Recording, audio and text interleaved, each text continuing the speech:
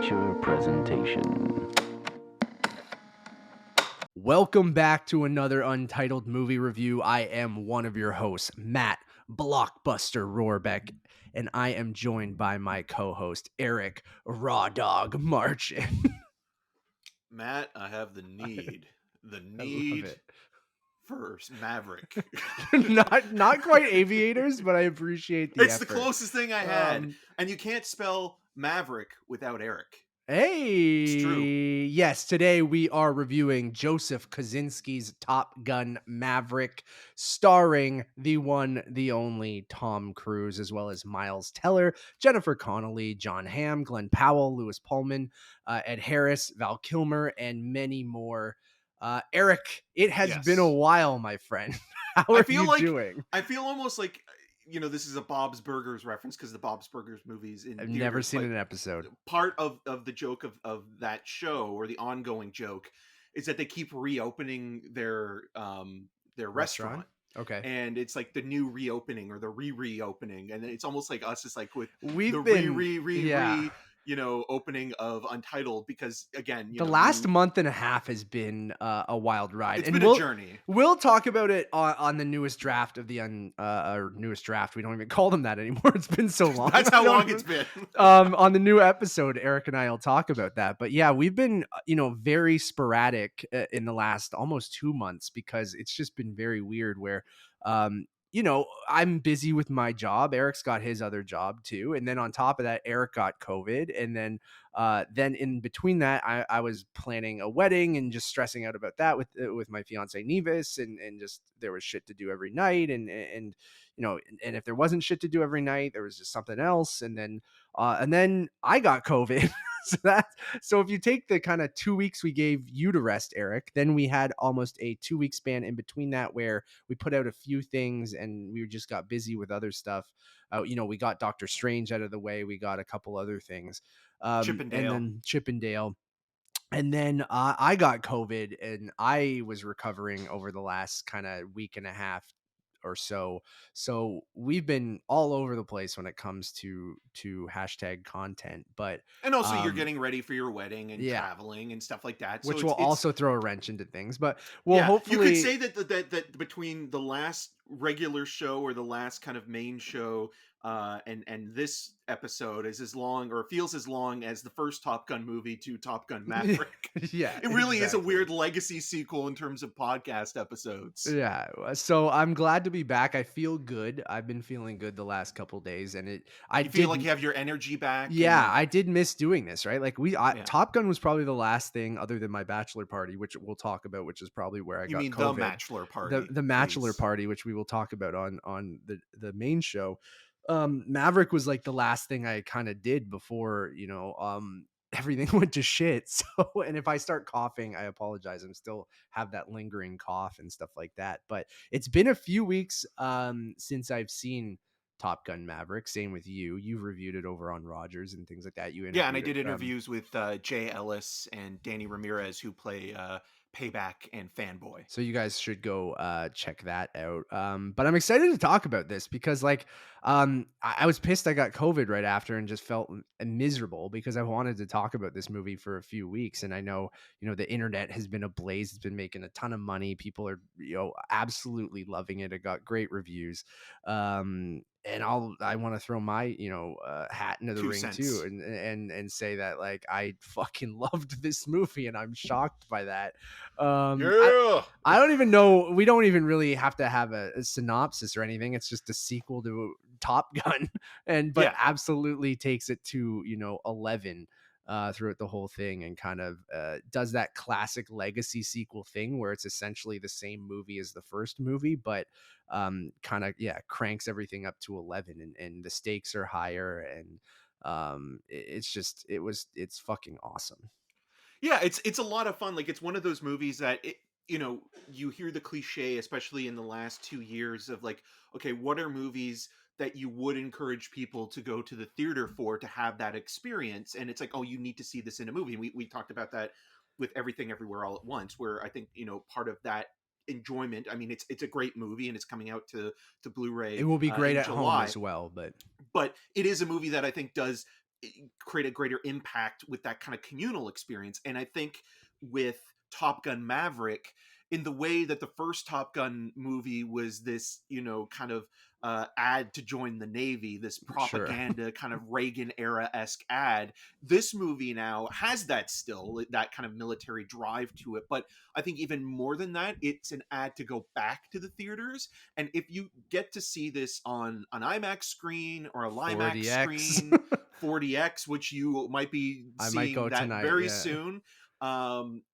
It really does enhance the experience. Like, I do think, like, if you watch this, if you wait for this at home and watch it on Paramount Plus, or rent it on iTunes or something, you're still going to enjoy it, especially if you have a great sound system or surround system, sound. Yeah. And with that, you'll be fine. But I think there is something to kind of feeling the vibrations of those F-18s taking off, and the intensity of the score and soundscape just roaring through the sky as Tom Cruise is truly in An absolute madman.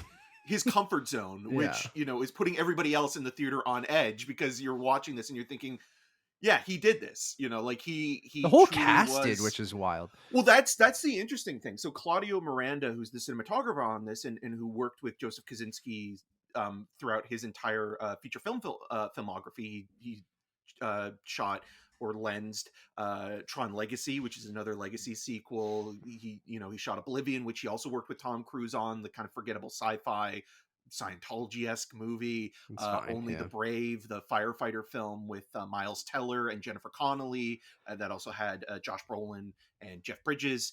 And so with this, what's interesting is that they're using six IMAX 6K cameras, which are newly invented for this film, and they are much smaller cameras that are inserted into the cockpit. So when the cast member goes up in the air with a pilot, they're basically directing the scene, and they're getting cues from Claudio Miranda to shoot, or like to ask the pilot who's flying to, like, okay, like, can you maneuver or angle in this way so we can get the sun reflecting on Mhm. the windshield in this kind of way. And Yeah. so it's mostly all of them, kind of like, I feel like everybody in the cast should probably get a cinematography credit, and also, like, if it wins the cinematography Oscar, they should all win one, because it kind of feels truly like a collective group making this movie in terms of the visual component. But not to take away from Claudio Miranda either, it just is interesting in terms of how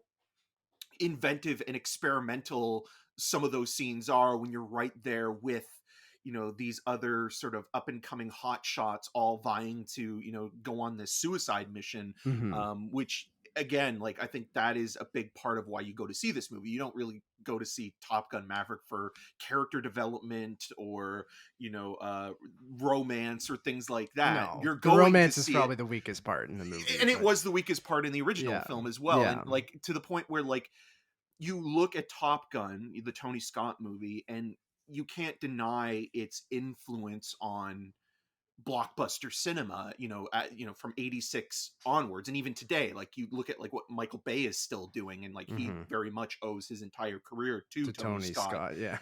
The Don Simpson, Jerry Bruckheimer sort of action foundation that was created in the late 80s, and also just, like, the MTV kind of style and how aggressively 80s that movie was, like, in terms of its feel and aesthetic.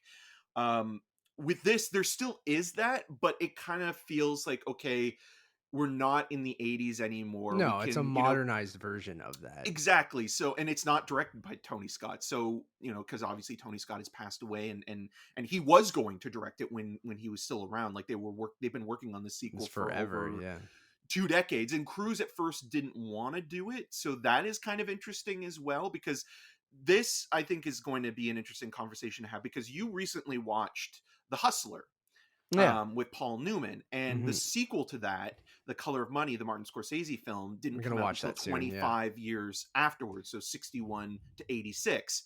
86 being the same year that Top Gun also came Yeah. out, and Top Gun and Color of Money also have Tom Cruise. That was kind of like his big breakout year after That's why I Risky thought it was an Business. interesting, quadruple feature with this, of being, like, Yeah, one of the earliest legacy sequels, I think, and one of the most recent one both having Tom Cruise, which I thought was interesting. Yeah, and there was more time between or there was less time between The Hustler and The Color of Money compared to Top Gun and Top Gun Maverick, because you have 36 Yeah. years between those two things. Instead of 25, yeah. And the one difference, major difference with this in terms of Cruise and Newman, I mean, I like Cruise, but I think Paul Newman is a better actor. I agree, but I mean, But very it's different it's apples and actors. oranges. Yeah, Yeah. no, absolutely. But what I'm going to not even criticize the film, but I think a major difference there is how Cruise seems to still be a little bit afraid to act his own age. Sure.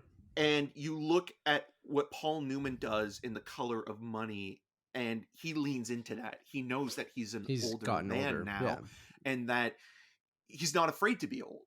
Yeah. And Cruise, there are things in Top Gun Maverick that I was surprised about, because if you have Miles Teller, who's playing the son of Goose, Rooster in this, there's a scene where Miles Teller literally towers over Tom Cruise, and you don't see that Yeah. ever, because No. the other thing is Tom Cruise has always been very sort of insecure about his height.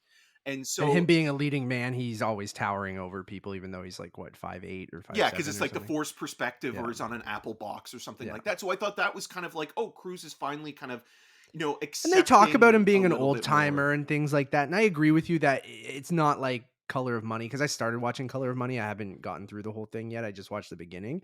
But I see what you were saying. Of like Cruise in this movie feels almost, he is older than them. He's just almost 60. And these guys are in their probably early 30s, right? That in the movie. But Yeah. there are times where they call him old timer and stuff, but he does age well, and he seems like he's almost on the same level as a lot of these guys. And the movie is basically to show that Maverick still got it, and he's still kind of Which can is hang also hang with the comical. boys. Which is also comical in a weird way, because I don't want to get into spoilers, but the whole film We almost kind of, could. It's been out for a few weeks, but we won't I mean, go there's into not full really many spoilers. But spoilers like, yeah, per se. Like, it's not really like a spoiler movie, but it Yeah. is funny that the film kind of, is about sort of setting up Maverick and where he is now, and that he is still a captain. He kind of plateaued after the first movie. he's the and fastest man alive. yeah, he didn't want to be promoted or become an admiral or something like that. And so with all of that, he's still, flying jets, he's still doing test runs and things like that. But at the same time, he's kind of, again, leaning on that edge where, like, he's disobeying orders. He's kind of, the rebellious Still a hot shot. Yeah. Exactly. And it gets him into trouble to the point where he has one He's got to go chance back left. to Top Gun. Yeah, and he's going to become a teacher now. And there's literally a scene which I laughed out loud in the I theater, laughed multiple times. where he literally takes the rule book for the F-18s and throws it in the garbage. And I Yeah. mean, part of what makes Top Gun funny, both films, is that they're basically taking like a college frat movie and like Yes. turning it into To this sort of an army, aviation yeah. army recruitment video. Yeah. And like the idea of like Cruise rebelling against the Dean, and in this case the Dean being the US Army, and sort Yeah. of, Or the Navy. The Navy. the yeah. Navy, yeah. Yeah. And sort of the rules behind everything that goes into the Navy. And it's just funny that to think like, again, like that's how it started and how self-serious it is now, and that's why it works, because it's not Yes. winking at the camera. Exactly. And I think that's what makes this movie so special, and the original Top Gun special, is that it's that macho kind of cheesiness throughout the whole thing, and it can only work that way. It is on that Fast and Furious level of taking itself so seriously, where it knows what it is, but it's not doing the winking at the camera thing. I mean, even in F9 and a couple of the more recent Fast movies, when they started to kind of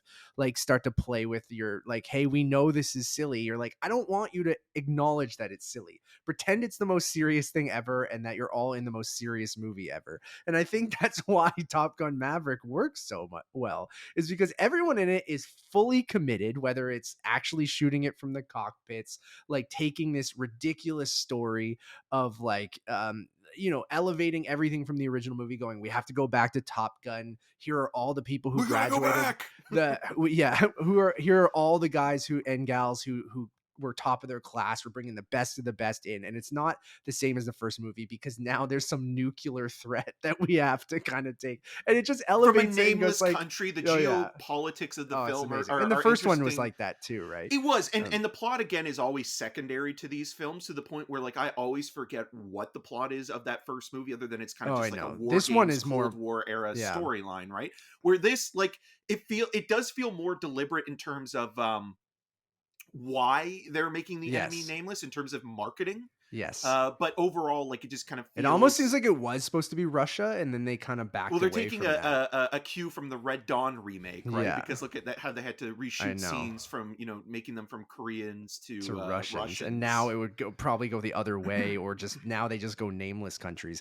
But Yeah, yeah, I just had a blast with this. I feel like it takes a little while to get into it, but like that, I mean, that opening scene with Cruz being the fastest man alive, going Mach 11 or whatever he's doing, he's gone hilarious. past Mach And 10. like, it's so stupid. Like the whole movie is just so dumb, but so much fun. And I feel like I couldn't believe that you can perfectly execute a legacy sequel in this day and age because we've seen it done so many times, and each one of them are almost exactly the same. Where it's like, okay, let's remake the first movie. Let's give you all those kind of beats that you expect from that first one. Now we just have more modern cameras, or we have XYZ. And this movie, I don't know what it is, but like each time they do that throughout the whole thing, and it is essentially beat for beat almost the exact same fucking movie, but for some reason everything lands, whether it's the relationship between Maverick and Rooster, and playing in his relationship with Goose, the Penny Benjamin stuff, like the relationship and love interest thing is the kind of the weakest stuff, which we mentioned. And we should also say it's not Jennifer Connelly or Kelly McGillis's fault. No, They are doing exactly what the script I is love Jennifer is Connelly. It's just Oh like yeah, it's just it's just that Cruz is romantically inept. yeah, that's He's true. basically He's an like Dwayne asexual Johnson that way. being Yeah, on screen, to the point I don't where know that you're sex scene in that first movie, the tonguing.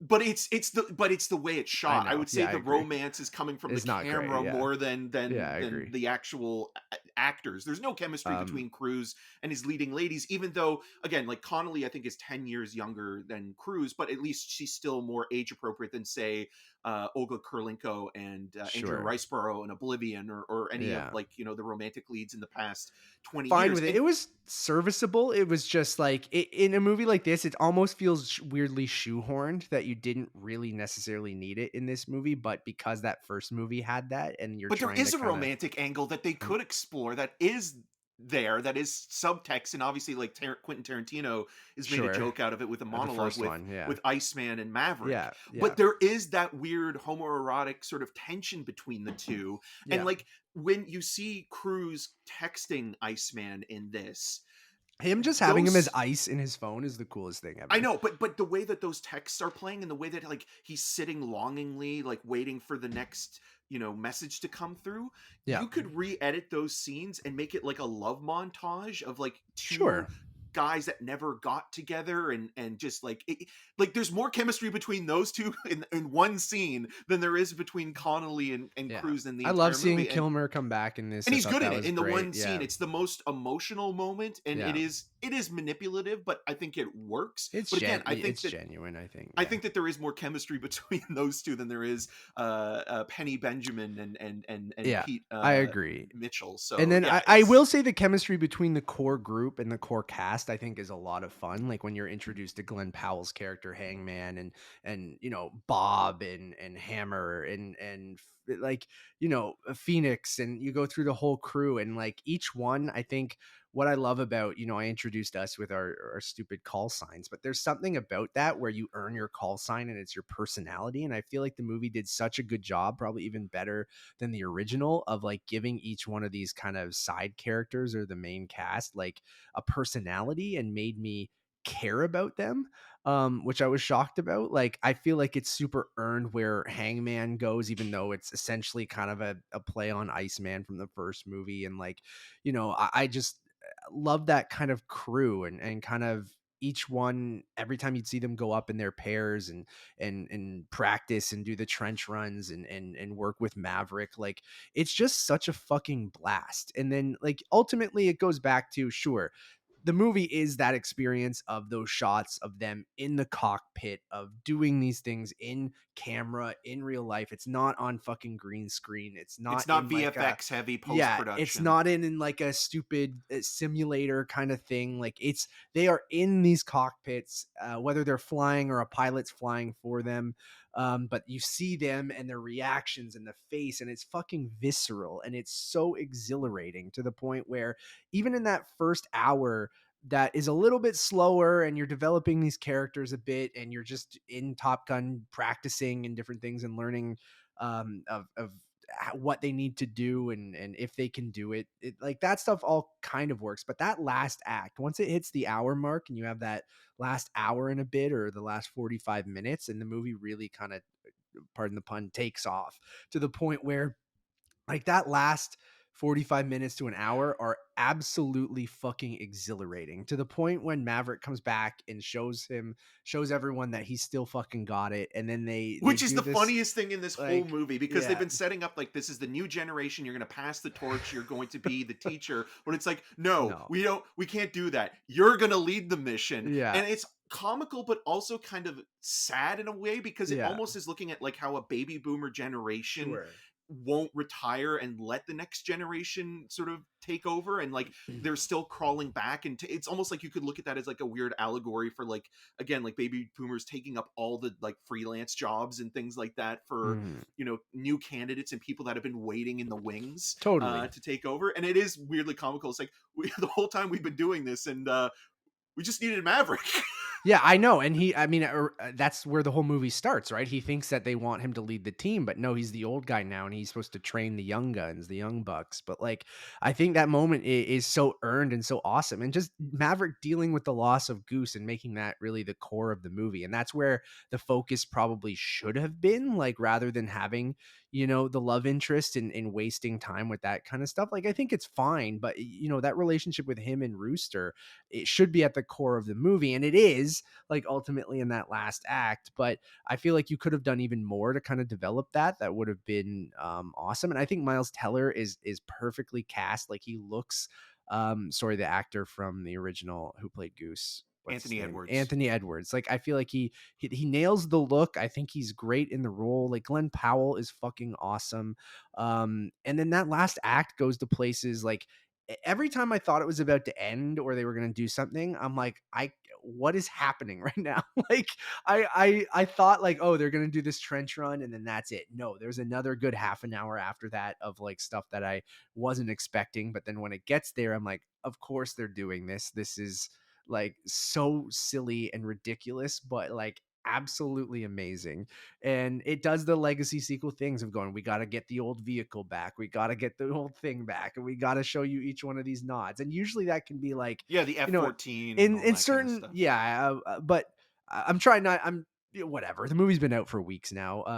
I think it's fine for us to pretty much talk about anything, but I mean, we already kind of um did with even just like Maverick basically yeah, leading the charge. I mean, like yeah, that's like I think the other thing that I will maybe be somewhat critical of is kind of the hostility between Rooster and Maverick.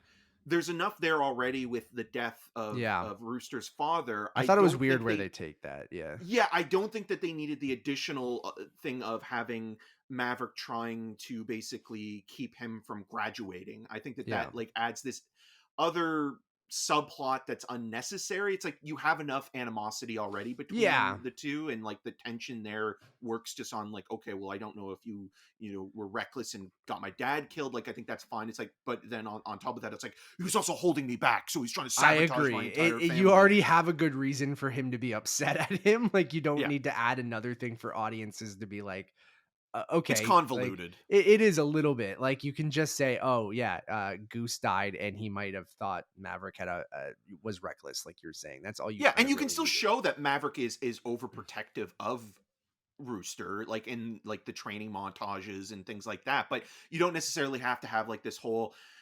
legacy sequel archival clip of Meg Ryan, being inserted into the film and talking about, her relationship with Goose and wanting to, keep him safe, and like how he kind of feels like he failed Goose, and now he wants to make sure that Rooster doesn't end up in the same place that either you know Goose or Maverick is. And so like, yeah, it's just like it overcomplicates things where you already have a good enough reason to kind of create tension and sort of melodrama between the two. And what I also really like in terms of the relationship between um, Hangman and Rooster, that kind of mirrors, as you mentioned, Maverick and Iceman, is that Glen Powell auditioned for the role Yeah. of Rooster, and Tom Cruise was so impressed by Glen Powell that They they had rewrote the the role. writers.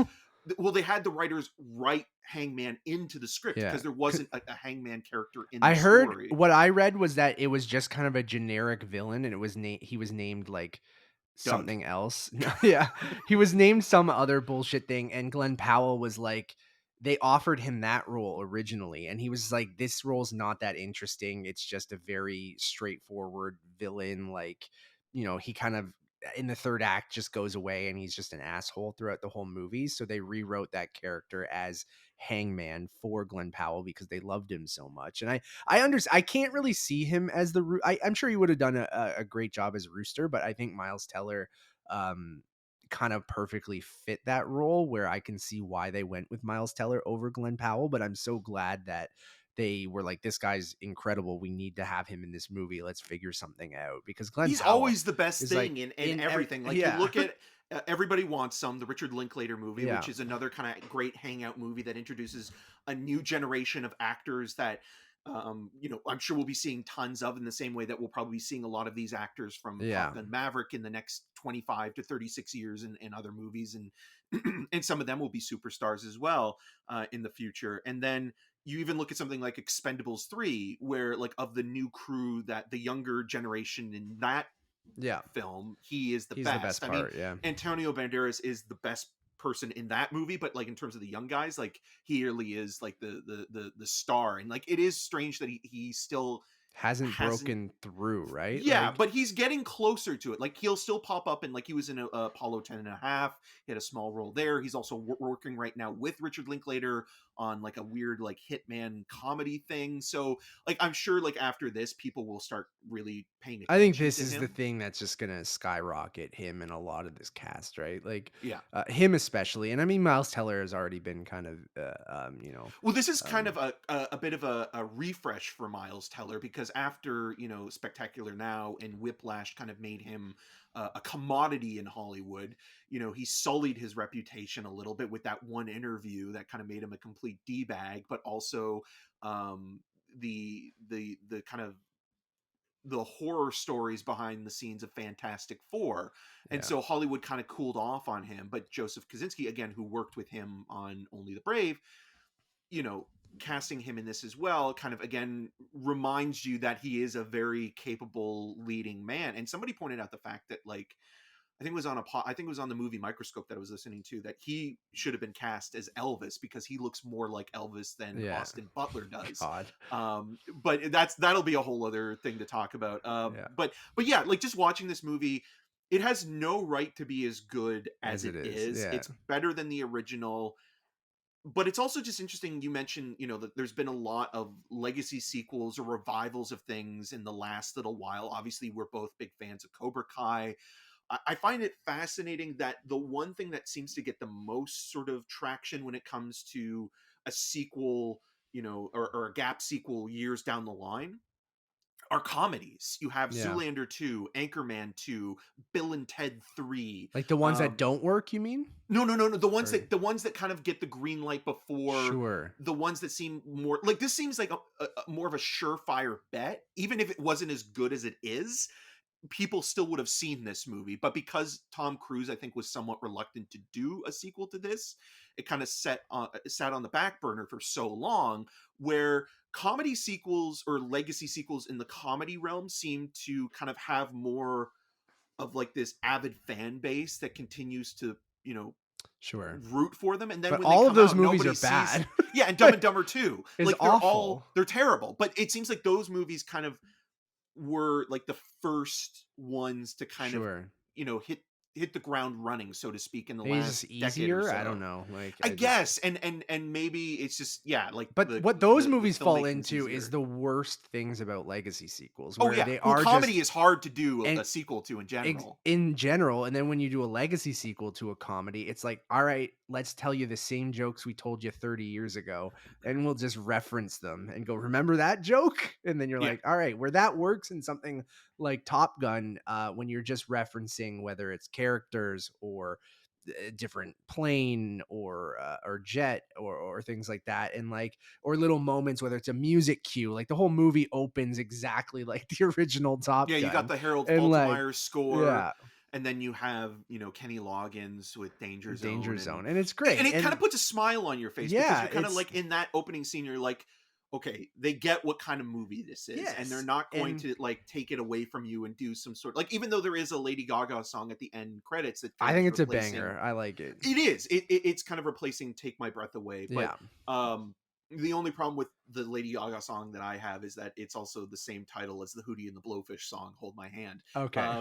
So it's Sure. almost like, Confusing.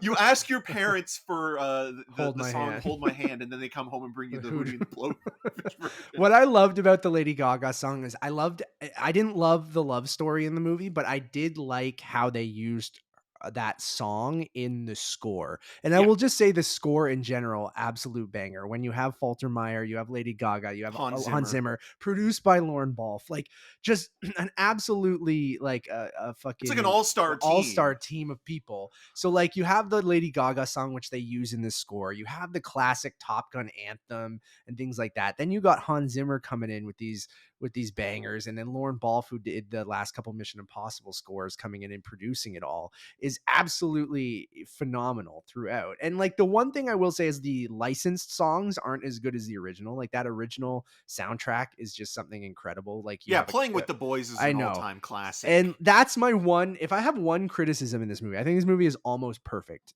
We said the love story, not great, but it's serviceable. But it's what you would expect if you're coming Yes, to see this movie for a for that, romance. then that's what I You're mean. gonna be That's why disappointed. that doesn't bother me. Like I thought, No. I like Jennifer Cruise loves Connelly. his Like jets and his stunts the more than his co-stars. I just found the music, the score was fantastic. The licensed music, the Gaga song is great. Did not love the One Republic song that was in the shirtless football scene. Like I Right. love that they put in a shirtless sports scene. You have to have it if they do a Top I Gun mean, they 3. should have all been I hope they wearing play jeans shirtless and been hockey. shirtless, Yeah, but I know. I agree. But I but I know what love you're saying, but there is that kind of weird thing where it's like, okay, again, we're paying homage to the original one, but we also have to recognize that we're, you know, in the 21st century sure. now, and that, it's like, how much of I don't think you nostalgia do should have you just lean played on? Playing with the Boys. I don't think like I although I think you would have should have played Playing with the I Boys, would but have like, loved that, but like yeah. I don't know what I wanted, but that One Republic song just did not hit for me in that I scene. And agree. like I agree with you, but at the same time, like, I understand why, not necessarily that specific song, but why they also brought in sort of new licensed music, just to sure. be like, okay, Oh, I well, get that. Yeah. what are people listening to that are in their 30s and or their late 20s, early Yeah. 30s? And so again, it's not really an eclectic mix, because it really does kind of stay strong with what works. But I think, in terms of what it could have been, they could have brought in other artists to write new music, the way that they kind of had Kenny Loggins come in and do those two songs, and Giorgio Moroder come in and, Yeah. work with Produce Take a My Breath couple of them. Away, Yeah. and Berlin writing or performing that song. And um yeah, and like, like, even the callback to Great Balls of Fire, like, it's just like, okay, like, we already Very had on the enough. nose, but like Yeah, and like, I do feel like they were kind of like, okay, maybe we do need to bring in someone new, and probably they had a connection with like Paramount Records or something, and that's why One Republic. But I do agree with you, that song isn't really that memorable or interesting, and definitely is nowhere near as iconic as the I've been Playing with the listening to Boys Playing with sequence. and I read an interview with Kenny Loggins yesterday, and they said that he did approach them, and he said that he had a new version of Playing with the Boys that he recorded with um a woman. I forget who it was. I think I have it on my iTunes or on my Apple Music. I'll look it up Oh, just it's so I make available? sure. Oh yeah, I'll send you the link. Oh, um good God. it's Playing with the Boys featuring Butterfly Boucher. Um and it's That a is a new call sign. it's That an is yeah. amazing. It's a new version of Playing with the Boys. It is not good. Right. But I And mean, look at like when Stan Bush tried to do the Transformers song again. sure. Yeah, And it then like the just new version that he submitted to Michael Bay for the Transformers the first movie like was terrible. But I would love this is one of those dream biopics that will never happen. I would love to see a Kenny Loggins biopic that only is centered on him performing and working on Playing with the Boys. yeah.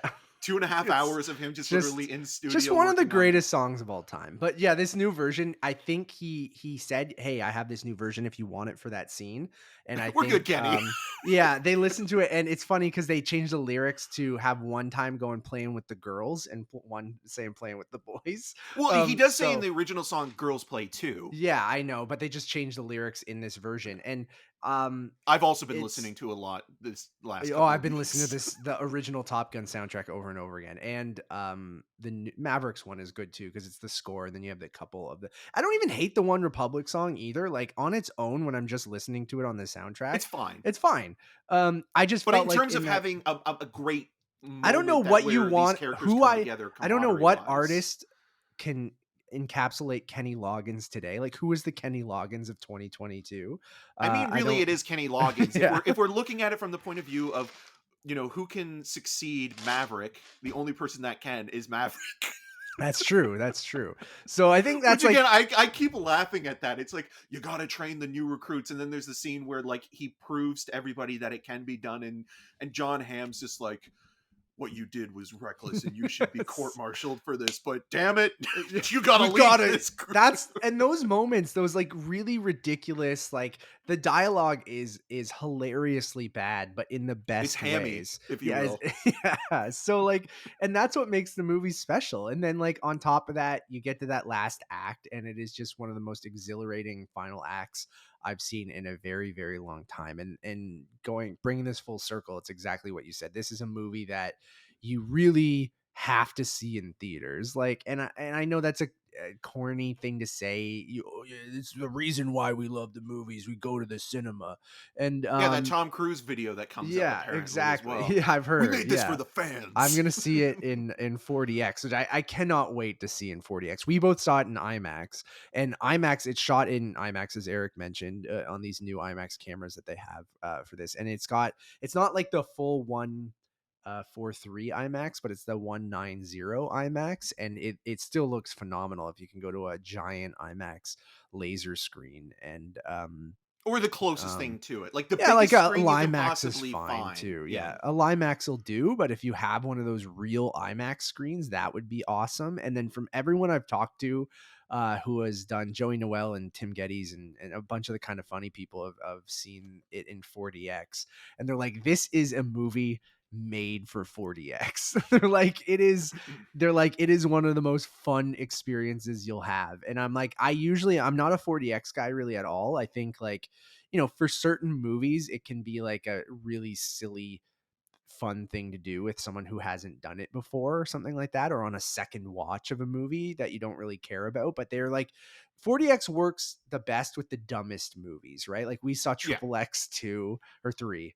Yeah, Two? 3. The Three. Return of Xander Yeah. Cage. Yeah.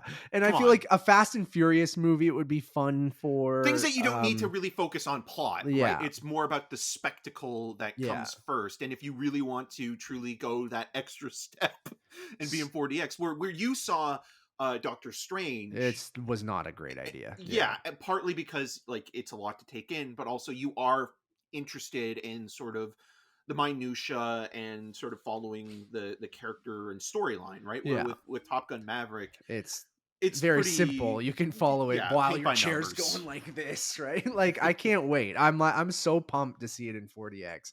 Well, you know what I'm also pumped for is that next Mission Impossible oh movie. my god, Like I've heard Tom they play Cruise is another like. I think we should also quickly talk about him just in terms of like there has been conversations in the last couple of weeks where he really is one of the last movie stars, and he can sell a movie just on his name, where most summer blockbusters now are sold on the fact that they are comic To book IP, yeah. adaptations or branded in some way, whether it be Marvel or, you know, Disney Pixar or something that's under the The Disney movie brand. Or sells it, not the people in it. But yeah, yeah. it's very rare. I mean, you still have the Sandra Bullocks, you have Denzel Washington, you know, people like that. Tom Cruise is in that upper echelon where, you know, especially now where I think people have kind of forgiven him a little bit with his discretion of jumping on the couch during that one Oprah And all the special, where it's like Scientology stuff. he's just a Yeah. weirdo, and people kind of Yeah. now are like, okay, he's a weird dude, kind of doing his own thing, and he's doing it for, you know, moviegoers, and like you can kind of respect that. And like with each new movie, when you see Tom Cruise's name on it, there's something about that now with, you know, Mission Impossible, Fallout, and also we should mention that Christopher McQuarrie did do rewrites on the Yeah. script as well, which I think does Help it. show in Yeah. some of the action sequences. But You you got to look at think that whole plot line of the the bomb and stuff like that, like, is yeah, all from him. Like, I bet you the original draft of this was pretty much just Top Gun again, and then McQuarrie came in and was like, "No, let's raise the stakes. Like, they have to like save the world." It's yeah. like, all right, cool. But yeah, going back to like Cruise, it's like it's just really interesting now that he's in a much better place in terms of like the public eye. But it's also fascinating that he's one of those guys that is in complete control of his image, and to the point where like he, you know, doesn't really do a lot of interviews. He barely shares anything other than what he's promoting. Like he doesn't, not that he has to share anything about his personal life or what have you, but like he's not like, you're gonna get sound bites and that's it from Yeah, him. And so like I almost rather him become like Terrence Malick, where like the work speaks for and he doesn't talk to himself. anyone. And Yeah, he so like just yeah, he just goes lets into the movie, hiding. yeah, and like he lets the movie be the movie, and you enjoy the film for what it is, and he becomes kind of a recluse, the way that Terrence Malick and Tom Cruise teaming up would be a really interesting movie. But yeah, Mission Impossible Dead Reckoning, that trailer is just like, I need it now. Have you I seen it on the need it. big screen yet? I Not haven't. yet, no. No. I've heard that he intros Top Gun by introing the Mission Impossible trailer. Like Nice. he just goes, "Welcome, thank you for seeing Top Gun Maverick. Here's Mission Impossible," which is smart on Paramount's side of things. But In your opinion, and maybe this is, there's, because I mean there's a lot of movies he's been in. In your opinion, what would you say is his best performance within the action genre? And you could say action sci-fi, action fantasy, action, like just action as an umbrella. you have to go Mission Impossible, right? Like I know that's like the kind of boring answer, but like that franchise is just keeps getting better, and I don't understand how that. And I think he is great as Ethan Hunt, and there's no one who has played that same character for this many years that like has kind of elevated it and taken it to a completely different level and gotten better as they go along and wilder, and like the commitment to the stunts that he does in the Mission Impossible movies, and like and you can see that in this as well, of like he there's no other action franchise and no other guy, like you said, he is one of the last movie stars. He's a guy who I don't know how they He is the afforded, last action like hero. he almost is, man, like where it's like in a day and age where everything is green screened and CGI and stuntmen in masks and things like that, like for a guy on his level to be like, no, I will pay for my own insurance, or I will like I'll figure this shit out. I am doing the stunts. I will learn how to fly a fighter jet.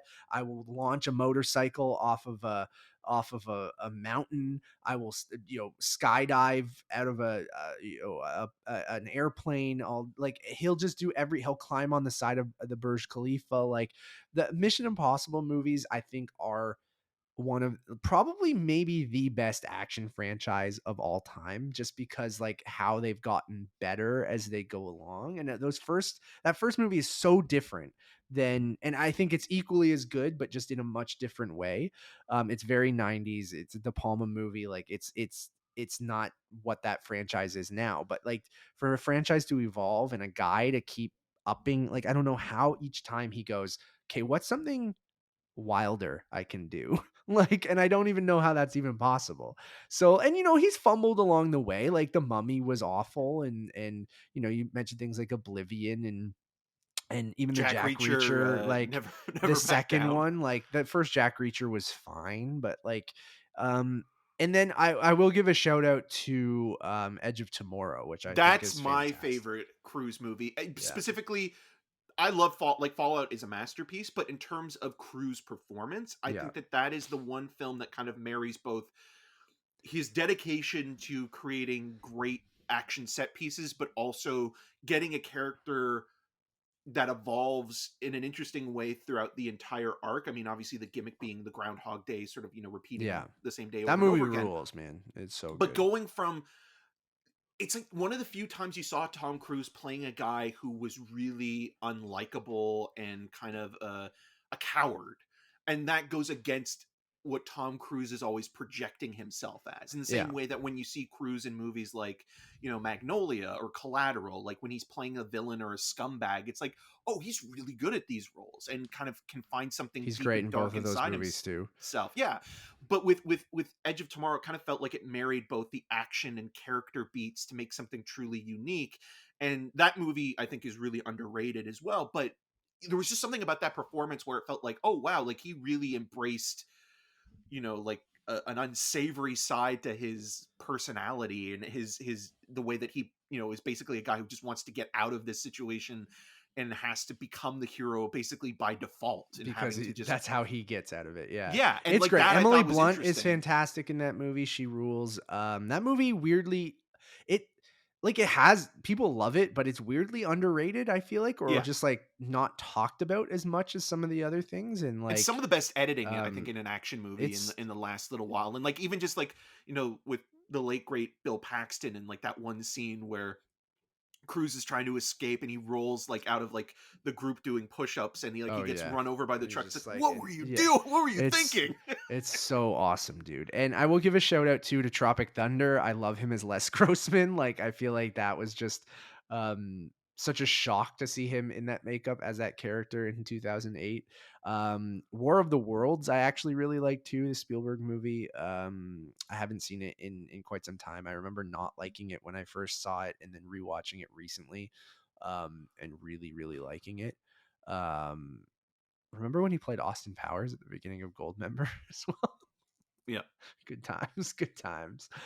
He's yeah, I do say wish that he would like maybe kind of work with someone like a Paul Thomas Anderson again, because like yeah, I do feel like he has hasn't done this that in group a of while, right? filmmakers right now, whether it be Joseph Kosinski or Macquarie, yeah. McQuarrie, Macquarie, You could or, call or him or Doug McHugh. Lyman. Yeah. Um, like those three guys, he seems to be like circling between. Like it's like okay, like if I'm not working with one of them is developing my next It's project, what we say and about DiCaprio too, right? Like he kind yeah. of you find that group of guys that you're comfortable working with and you kind of just stick within you rotate between the three people. But I would So, argue that DiCaprio, I think, is more open to totally allowing the director, especially when it's someone like Scorsese or Christopher Nolan or whoever Tarantino or Tarantino to take over. Where I think Cruise still wants to truly be in like, control. yeah, like I think Cruise is allowing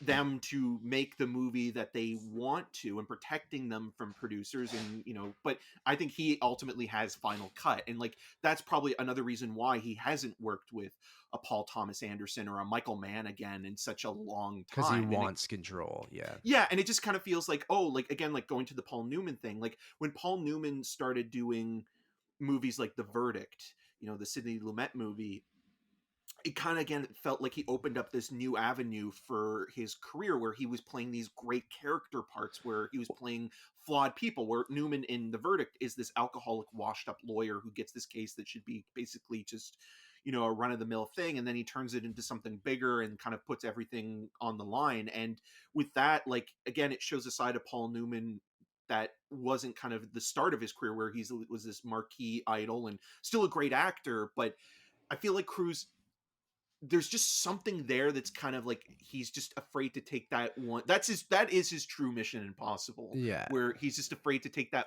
leap into the next stage in his career. Do you think that will naturally come with him aging? Like, he's 59 now. He cannot do this forever when it comes to, Well, you hope not, because like action. again, vanity and ego comes into play here, right? Yeah. And Like you I hope that, like, with these last 2 Mission Impossible movies, if they are the last 2 with they won't be. him, They won't. I know. And then, like, you think with, Maverick, sure, he's in a, you can still fly a, I guess, a fighter jet. I don't Well, know he's how, working with Doug Liman right now um to shoot that movie in space, oh right? god, yeah. Like, that's So that's like he'll probably be wild. 64 or 65 by the time they Yeah. actually start And shooting then that so thing. that's what I mean, like, maybe when he hits his 70s, we'll get kind of a more interesting Tom, not saying that he's not interesting now because he's doing insane things. It's just like maybe we'll get the more subdued kind of character-driven Tom Cruise in his later ages, and like, whether it's, Paul Newman just showed his age a little bit earlier than Tom Cruise because Tom Cruise is aging slowly. I don't know. It's all Like, that bird saliva. yeah, I have no idea what Scientology does to, like, what magic they're doing, but um I or witchcraft, whatever you want to say, but Also, just um being a problematic cult as oh, well, right? Like absolutely. that's yeah, I'm poking fun at it, but they're really yeah, fucked up, and he's still part of it, right? Is that yeah, yeah, yeah. yeah? Him and the Sea Orgs are It's still hanging out. it's really not cool, which is the one thing that I think holds me back from, like, I think his movies speak for themselves, but all that other stuff is just whatever. Yeah, it's Um, it's questionable, and yeah, like again, like you hear things where like I remember but listening or religion in reading. general is really weird. Yeah, So but like he had like Scientologists like cleaning his yacht, like stuff like it's that. yeah. It's yeah, it's weird. Scientology's on the weird super. I mean, I think all religion is kind of fucked up and strange. So I always was like, is Scientology really that much fucking weirder than all the other Yes, it ones? And it is. is. I don't. I'll It would clarify be like that it starting is. a But religion like, based on like Stephen King or Tom but Clancy, that's and kind of what the Bible is a oh no, fucking I know like. that, but like it's just more obvious I'm not defending that Scientology. It's just all no, no. fucked up. But like, it's anyways. We don't need to get into all of that. But yeah, man, I'm gonna give Top Gun Maverick What a weird way to a go. 4.5 out of 5. The only thing I could possibly after tonight when I go see it in 40x give it a 5 out of 5. Maybe that elevates it. My only criticisms: the love story, fine, and the music, the licensed music. I mean, it's no playing with the boys. So that shirtless football scene, while fantastic, I wish I looked like anyone in that scene. The One Republic song, not great, so that bumps it down a point 0.5 for me.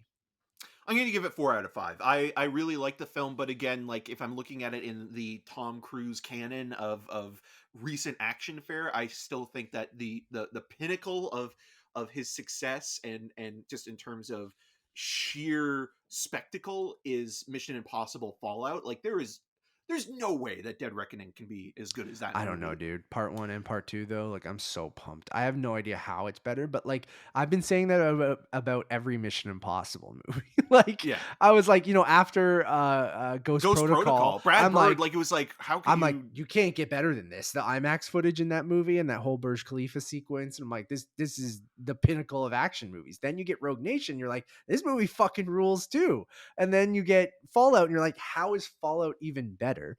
And then I'm just so pumped for Dead Reckoning. And, with Top Gun, I have no idea where they go from here. I hope they just don't. But like, I just think it's going to be um, one and done. Like I I think it's hope like a so, but dude, bookend it's kind of making thing. so much money that I would not be surprised if you get some weird spin-off movie. If you get a Hangman Well, I spin-off think it's just going to movie help or Tom like Cruise get to make whatever else he wants to sure, do. Like but I I think that still that's think that where it ultimately goes because like I think again like Cruise is also he's a producer on this, so it's just like if he doesn't want there to be another movie, he can basically oh say totally, yeah. we're done. We Yeah, did what we absolutely. came to do, and well, I'll still make movies for Paramount, and I'll still do all these kind of death-defying films, but I kind of feel like it's really up to Tom Cruise, Yeah. even if it was a spin-off. Yeah, I could see him producing a spin-off or something where he's not necessarily in it or something like I that. mean, But bring like in Vin Diesel. I just don't know. God, I don't know where you go. Like I think like because it's not really about the plot. You'd have Well, to you up wait the another ante. 36 years until like he's in his 90s, and then you bring him back again. God, could you imagine? Anyways, thank you. A little bit of a longer one, but Eric and I hadn't done this in a while, and it's a movie we really enjoyed. So, hope you enjoyed it. Thank you for listening or watching. I'm pumped to be back and recording stuff with Eric, even if it is only for a week before I leave for 3 weeks. We'll figure out what the schedule is going to look like while I'm gone. We'll have stuff dropping that we pre-recorded, so we're not going to go completely silent over the month of June into July, but we'll have Stuff will still stuff. be trickling in. Yeah, we'll have reviews for Lightyear. We'll have reviews for Spiderhead, another Joseph Kosinski, Miles Teller. Yep. Miles Teller movie. So we'll get double Kosinski in about a couple weeks' time. Good for him. And we'll have we might pre-record a couple regular shows, and we'll have a couple other reviews that I'm going to try to cram in the next week or so. So keep it locked right here on YouTube or podcast services. A one-stop shop for everything. Just head over to Letterboxd at Untitled_movies. And that's it. My name is Matt Rohrbeck. You can find more of my work around the internet, but mostly at untitledmoviepodcast.com. And you can follow me on all of those social medias at Matt Rohrbeck. And I'm Eric Raw Dog Marchin. Oh, yeah. You can find more of my video reviews on rogerstv.com/cinemascene, including an interview with Top Gun Maverick co-stars Jay Ellis and Danny Ramirez. And you can find me also on all the social medias at EM6211. Until next time. I'm going to Applebee's. Oh, God.